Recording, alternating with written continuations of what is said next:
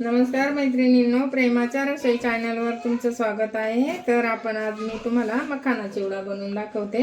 मी अर्धा किलो मखाने घेतले। त्यासाठी लागणारे साहित्य: शेंगदाणे घेतले थोडेसे काजू, थोडेसे बदाम आणि आपल्या भोपळ्याच्या बिया घेतल्या, कढीपत्ता, हिरवी मिरची, लाल तिखट टाकायचं, थोडंसं हळद आणि जिरी मोहरी आणि थोडंसं आपल्याला तूप लागेल। तर आपण अगोदर हे भाजून घेऊ, थोडंसं तूप टाकू आणि मखाने चांगले भाजून घेऊ।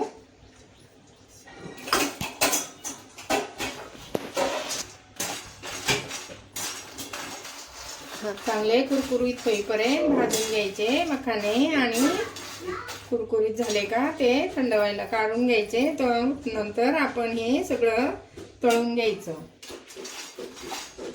ते असे दाबून बघायचे कुरकुरीत होईपर्यंत। असे हे बघा, असे झाले पाहिजे चांगले कुरकुरीत, असे भाजायचे।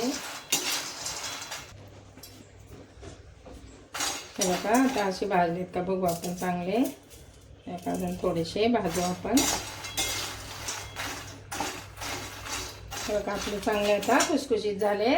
असे दाबून बघायचे। हे बघा, असे तुटले का ते साधारण काढून घेऊ आपण। आता आपण परत थोडंसं तूप टाकू।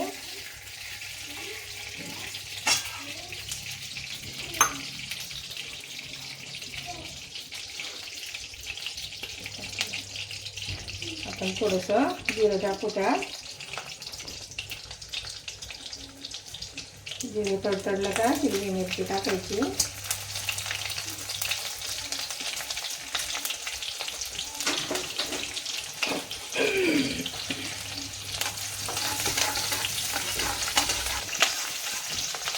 नंतर थोडासा कढीपत्ता टाकायचा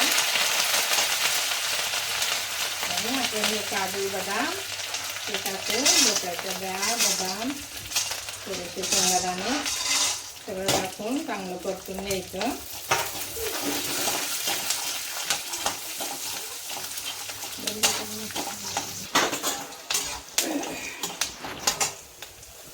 आता आपण हे भाजलंय चांगलं, आपण थोडासा हिंग टाकू, थोडीशी हळद टाकायची,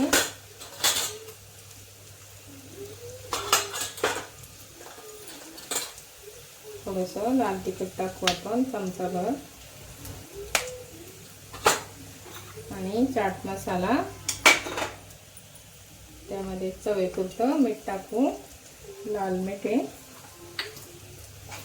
आता आपण हे टाकून परतून घेऊ चांगलं।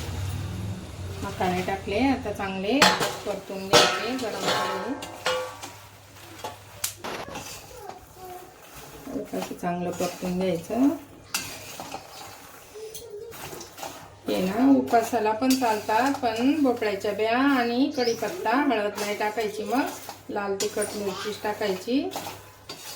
ते उपासाला पण मग खाता येईल। आम्ही आता उपासाला नाही केला, हा साधाच केलाय।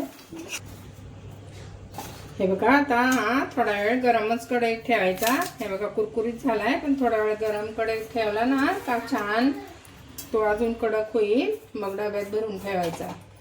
तुम्हाला जर आमची रेसिपी आवडली तर लाईक करा, शेअर करा, नवीन असाल तर सबस्क्राईब करा। Bye bye.